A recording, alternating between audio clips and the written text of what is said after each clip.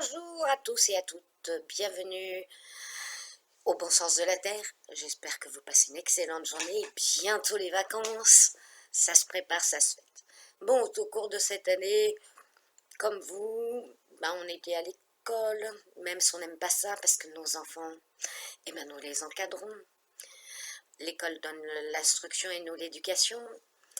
Et donc aujourd'hui, je vais vous donner ma vision que j'ai de l'école, sachant que je n'aimais pas ça du tout. Que j'étais bien la première de classe, mais en bas de la liste. J'ai la chance d'avoir des filles qui réussissent très bien.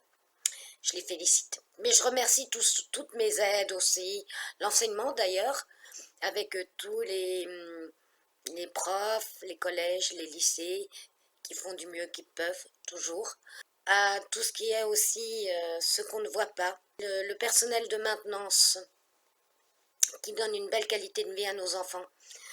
Et je remercie aussi McFly et Carito, parce qu'ils passent leur bac. Et ça suscite le désir des enfants.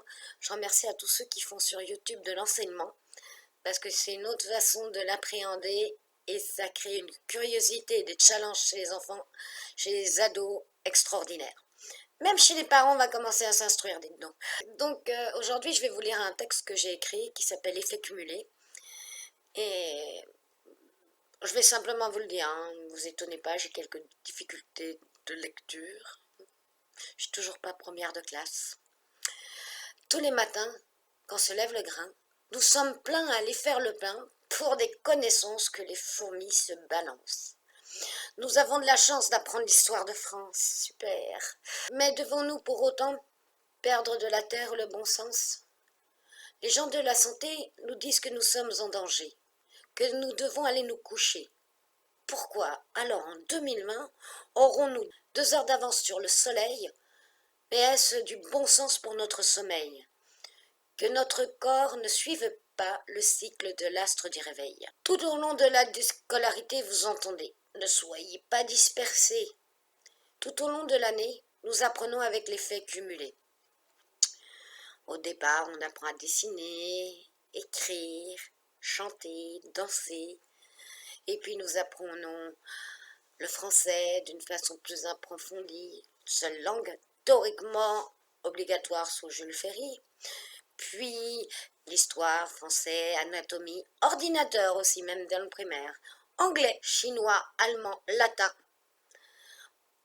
sciences électroniques, sciences économiques, gestion, philosophie plus tard. Et tout cela, faut qu'on se l'ingurgite. Quand c'est de l'enseignement avec de l'effet cumulé, ce n'est pas être dispersé. Non, c'est être organisé et discipliné. Et très, très diversifié. Sans se rendre compte, malgré toute cette bonne volonté, que parfois cet effet cumulé peut nous amener à déprimer. Un programme d'une année pour bien déprimer. Mais qui propose les livres parmi lesquels les professeurs doivent choisir? Où est donc passé le prophète de Khalil Gibran? Vous n'avez pas encore vécu vos premiers amours, vous êtes, et déjà sans même l'avoir demandé, vous serez par le livre Incendie, incendié. Et vous pourrez mesurer et cauchemarder pendant 5 mois. Vous apprenez le déboire de l'amour, les viols, la guerre, l'inceste, super. Puis bien habillé au théâtre où vous irez. Une pièce en partie joyeuse et l'autre malheureuse. On vous dira, la première partie était sympa, n'est-ce pas? La deuxième partie, on voit un homme nu. Sur un lit allongé, on l'entend hurler, car par son beau-père, il est fouetté. Frissonnez, brebis écarées, cela ne vous est pas arrivé. Il faut que vous grandissiez. Voici le programme de quelques mois sur une année. Mais ça peut amener les enfants à décrocher. Déjà qu'on n'est pas toujours très motivés. Cependant, tous ces enfants en début d'année, le français était leur passion. Ils écrivaient, inventaient. Et je félicite un professeur aussi qui a su redresser la barre et ressusciter le désir d'inventer en faisant des super jeux. Je crois que parents étions là pour l'éducation et vous pour l'instruction. Certes, ces livres sont bien écrits, mais ils sont faits pour des gens qui ont 22 ans, qu'on a vécu ses premiers amours et qu'on a encore envie de croire que cela va durer toujours. À titre d'information, les changements hormonaux de l'adolescence ne finissent que vers 21-22 ans. À ce moment-là, seulement nous devenons des adultes. Entre-temps, laissons-leur le temps de découvrir que demain, ils auront à créer leur propre avenir, que nous avons déjà bien réussi à détruire. À eux de nous montrer que quand tout est fini, il nous reste à créer l'infini. Et de cette aventure, ados, vous pourrez jouir, car vous pourrez vous construire. Mettez à la place de la haine, de la gentillesse et de l'amour, des fous rires, beaucoup d'humour.